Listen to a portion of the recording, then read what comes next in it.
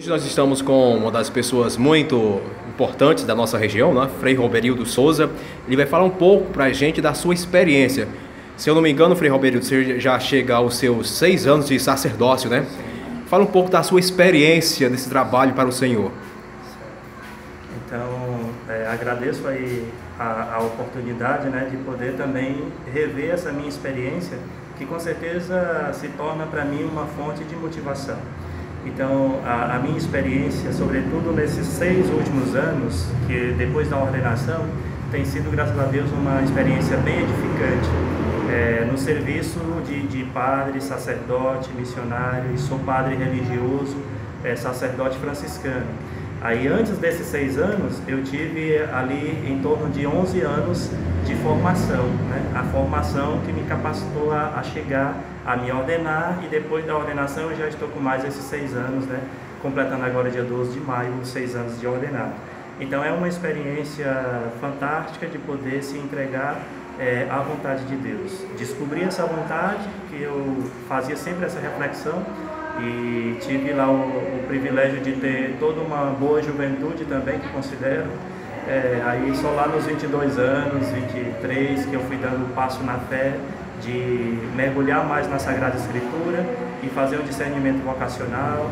E aí, graças a Deus, hoje estou aqui, estou super feliz, inclusive às vésperas de ir para Roma e estudar, fazer mestrado, né, também, né, para um aprofundamento da Sagrada Escritura. Falando um pouco ainda do seu início de seu estudo, né? Como é que foi para você sair dessa região, do interior, né? Podemos dizer assim, e ingressar para estudar diretamente na Igreja Católica, largar sua família? Certo. Então, assim, essa experiência de sair do interior e ir, né? Sobretudo eu fui para Fortaleza, lá fiz esse discernimento. Em Fortaleza eu trabalhei 2 anos como profissional, vendedor lá no centro de Fortaleza, na empresa do Rubens Aguiar, né, da família Aguiar. E lá eu estudava, fazendo um aprofundamento para fazer uma faculdade, independente de querer ser religioso. Mas foram inclusive as demandas, sinais do reino de Deus que eu via que precisava de uma ajuda. E aí eu fui também dando esse passo. Mas ainda falando aí, como sair do interior e ir para essa, né? Já percorri várias cidades, capitais, já estive na Europa, e inclusive vou voltar agora para morar e estudar na América Latina e em alguns outros países. Mas tem um frei amigo que escreveu um livro e ele chegou a dizer: saí do interior, mas o interior não saiu de mim. Então eu também posso repetir isso: eu saí do interior, mas o interior não saiu de mim. A Fazenda Caraúbas não saiu de mim, Serrota não saiu de mim, os amigos, as famílias que eu tive contato aqui não saíram de mim, e eu acho que dificilmente sairão, né, porque eu levo no coração, e isso faz parte também da minha missão. A missão de consagração é uma missão que eu entendo que Deus tornou a minha história sagrada, não só a partir do momento que eu o conheci de maneira mais próxima, mas já existiam marcas sagradas na minha história anterior. E eu pude descobrir essas marcas, e eu sinto que também ela existe na vida dos outros, dos meus conterrâneos também. Frei Roberildo, o que caracteriza a ordem franciscana? Se dê algumas características, porque tem outras ordens também, né, na Igreja Católica. Então, dentro da Igreja Católica tem várias ordens religiosas, né? A ordem franciscana é apenas uma a mais dentro da Igreja.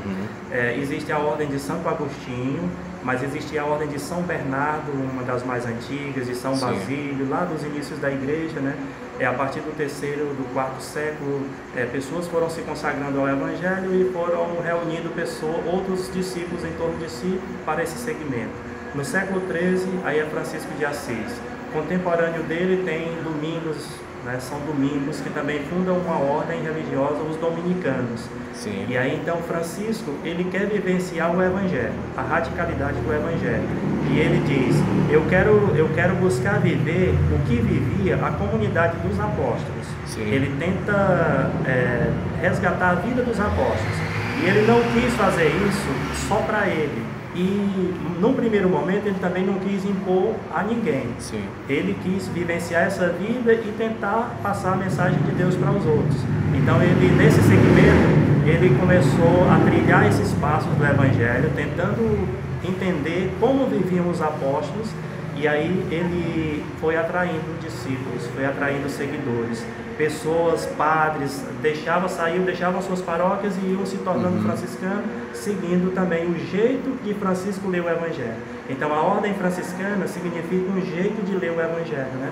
Um jeito diferenciado, que se tornou diferente da leitura que o Papa da época fazia, a leitura que muitos bispos da época faziam, a leitura que São Domingos foi fazendo. Então São Francisco fez uma leitura singular e foi encontrando pessoas que também passaram a ler o Evangelho com essa característica da simplicidade, de tal maneira que hoje em dia nós encontramos devotos, não só devotos, mas conhecedores de Francisco de Assis, não só dentro da Igreja Católica. Existem, inclusive, congregações franciscanas de evangélicos, né? Que fazem esse segmento também por perceber aquela autenticidade da leitura que Francisco fez do Evangelho, né? E muçulmanos, ou seja, Francisco é maior, ele extrapolou os muros da Igreja Católica e se tornou, inclusive, um padroeiro universal, né, da humanidade, essa questão ecológica também. Então foi um homem muito inspirado e continua ainda sendo importante para a nossa sociedade. Frei Roberildo, qual é a importância da família para quem quer ingressar na vida de sacerdócio? A família natural da pessoa? A sua família, a família de quem está entrando na igreja para estudar. Certo. Então, a importância ela é basilar, porque nós fazemos a experiência de fé na família, né? Então, nós temos textos, por exemplo, lá no livro do Êxodo, mas também Deuteronômio, nós vamos ter referências a essa questão da família, de passar de geração em geração esse ensinamento de fé, né? E queira ou não, a gente fez essa experiência no ambiente familiar. E aí, então, a gente continuar com essas raízes, sempre, né, voltando, fazendo a experiência da família, isso é muito importante. E nós, no serviço vocacional, eu trabalhei vários anos na animação vocacional dos jovens que queriam se tornar frades, padres franciscanos, do Ceará e Piauí. Eu os acompanhava com os outros confrades. E uma das referências que a gente tinha era sempre verificar a família desse jovem e verificar o nível ali das relações desse jovem na sua família. Porque, queira ou não, a família se torna como que uma base, né? Ela nos dá não só raízes de fé, da transmissão da fé, mas a família nos dá também raízes morais, de costumes. A família nos dá humanidade, nos faz humano, porque, queira ou não, nós entramos no mundo por um gesto humano do amor dos nossos pais, depois se torna o amor dos irmãos, e aí os amigos, os primos, e continuar mantendo essa relação é fundamental também para a nossa vida. Frei Roberildo, qual seria a mensagem que a igreja hoje, nesse mundo de tanta violência, de falta de amor, como a Bíblia diz, que no final dos tempos o amor de muito vai esfriar. Qual seria a mensagem da igreja de um modo geral? Certo. Então, o ser humano, se ele se descobrir assim num gesto de reflexão, ele vai perceber que ele está aqui no mundo existindo por um gesto de amor. E a igreja tenta esclarecer isso também para o ser humano, né? Se descobrir como alguém que foi amado e passou a existir porque foi amado, e não foi amado somente porque possuía uma fé, está vivenciando um determinado credo. Não é só isso. O fato da gente ter nascido sem pedir para nascer só pode ter sido um gesto muito grande do amor do Criador, que já fez nossos pais se amar e fez com que a gente nascesse. Isso já é gesto de amor, né? E aí então a igreja acredita muito nessa presença do amor que já acompanha desde o ventre materno, se for o caso, desde o amor dos pais. Essa criatura que vai nascer depois, ela já é o resultado desse amor do Criador, né? Aí então a igreja não perde as esperanças de que dentro desse mundo, que se manifestam muitas presenças, muitos sinais de maldade, mesmo aí nós ainda temos esperança de que pode acontecer corações que se abram para o amor, né?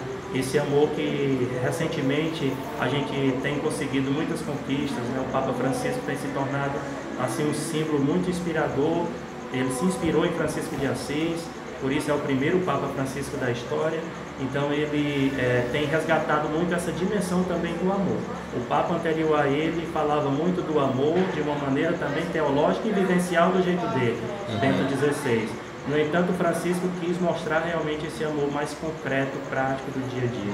Recentemente a gente teve até os líderes lá da região do Sudão do Sul, que foram fazer um retiro lá no Vaticano, e um gesto primeiro de acolhida que o Papa fez e de clamou pela paz, para que a guerra no Oriente Médio, naquela região também deles, fosse exterminada. O Papa já foi logo se ajoelhando, beijando os pés deles, pedindo o amor pelas famílias, pelas vítimas, e isso independente de credo. O Sim. amor pelo ser humano, né? Porque, queira ou não, se existe uma outra criatura que parece com a gente, ela é humana, então tem dignidade. Sim. E precisa ser respeitada. A igreja defende essa dignidade do ser humano, independente do seu credo, da sua ideologia.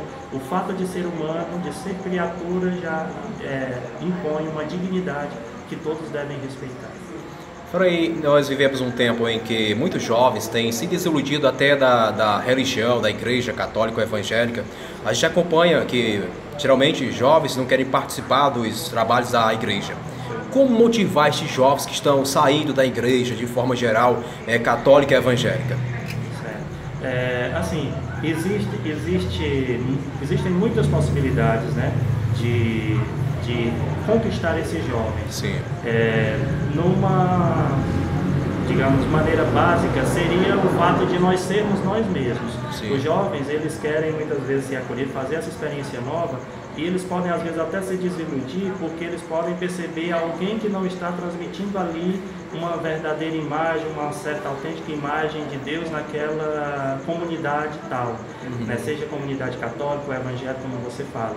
Mas aí, se as pessoas tiverem a coragem de serem elas mesmas, tentarem vivenciar a sua consagração a Deus, isso já se torna algo que atrai o jovem. O coração jovem, ele quer muitas vezes radicalidade, mas aí precisa equilibrar essa radicalidade do coração jovem com a experiência daqueles que já têm uma caminhada mais longa, né? E aí é esse o aprendizado que os jovens devem também levar para a sua vida, tentar aprender com os anciãos. E se eles percebem, os avós, os pais, os avós, eles têm umas experiências que podem ajudar para eles superarem as dificuldades deles, né? Os jovens. E se eles olharem, por exemplo, para a igreja, como essa anciã que tem mais de 2000 anos, ela vai ter uma fonte de sabedoria para ensinar.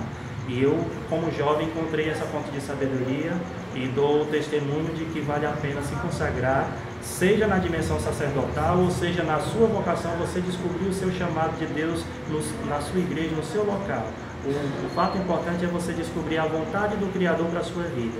O Criador não criou ninguém à toa, Ele criou cada um com sua missão. E existe uma missão específica, irrepetível, que ninguém pode fazer por você.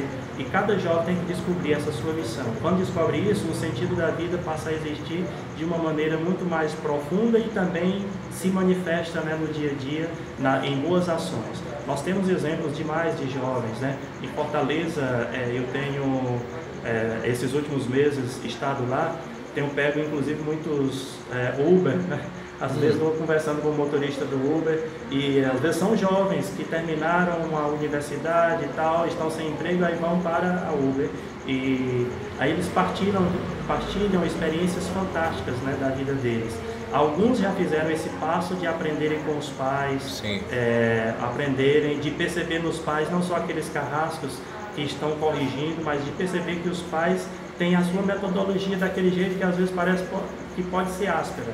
No entanto, existe uma sabedoria de vida ali. Sim. Então, o jovem de hoje, ele teria que ouvir muito mais do que as redes sociais, do que a internet ou os jogos eletrônicos que lhe tiram da realidade, teria que se dedicar mais ao real que está diante de si e esse real humano, que são os seus familiares também, perceber isso, que aí você vai encontrar o sentido da sua vida também.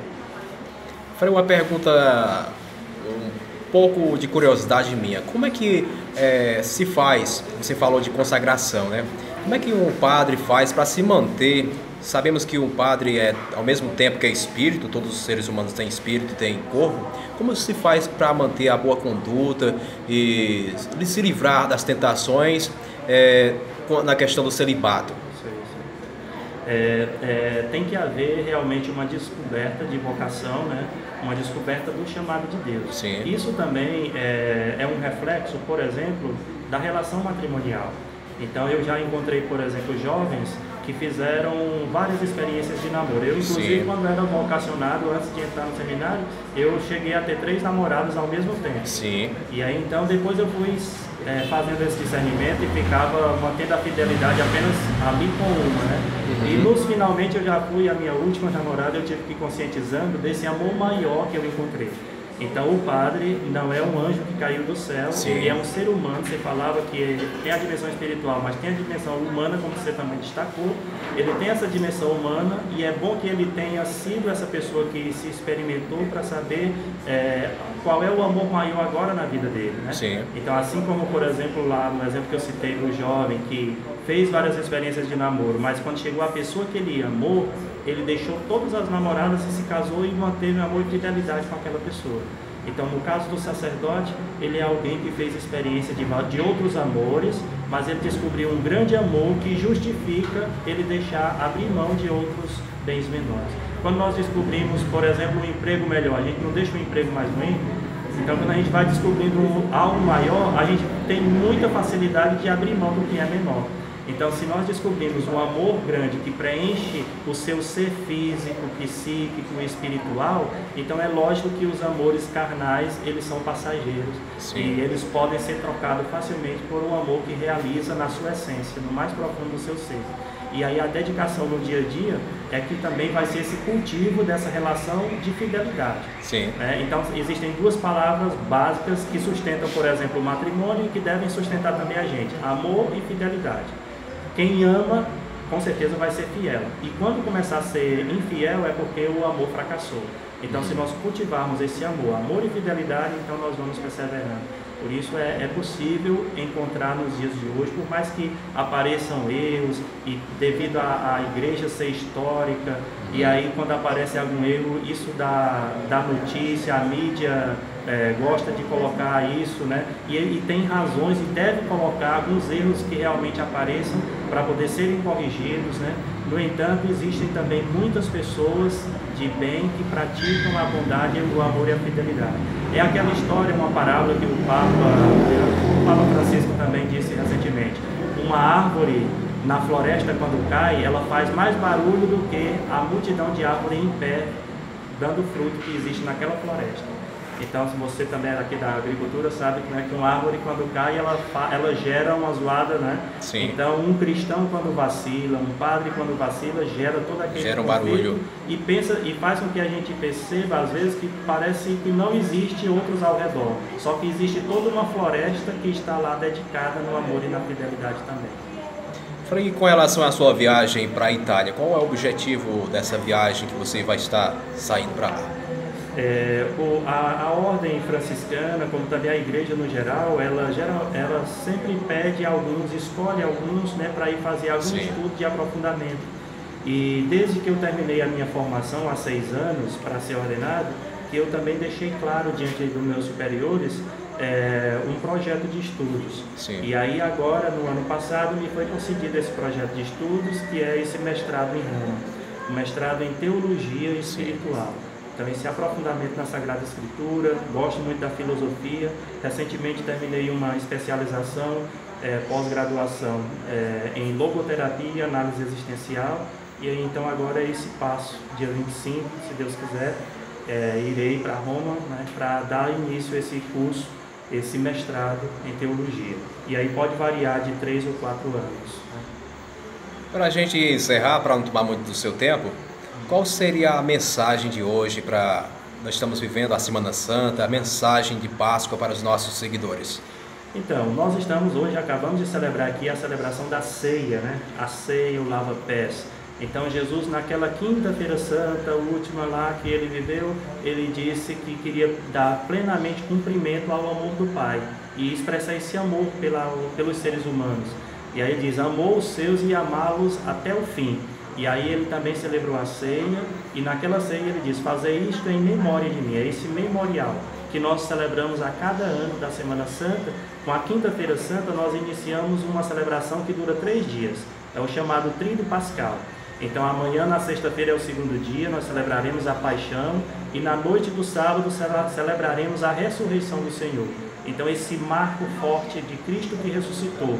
Ele mostra que a morte ela pode ser vencida pela vida quando nós acreditamos e sobretudo quando há uma dedicação de amor, uma obediência ao projeto do Pai.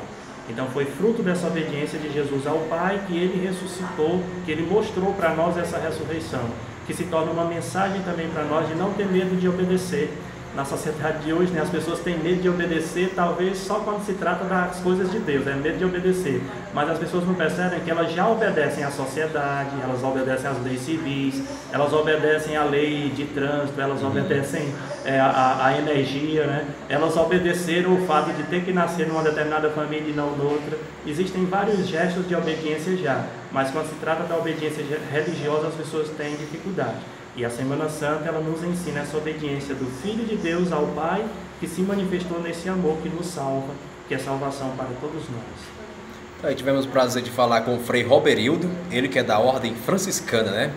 Falou com a gente e a gente agradece já pelo seu tempo, né? Disponível para a nossa página, Notícias de Serrota, e que ele, indo para a Itália, seja um dos nossos correspondentes também lá direto do Vaticano. Sim, mandarei sim. No dia você pode ficar à vontade, estarei à disposição.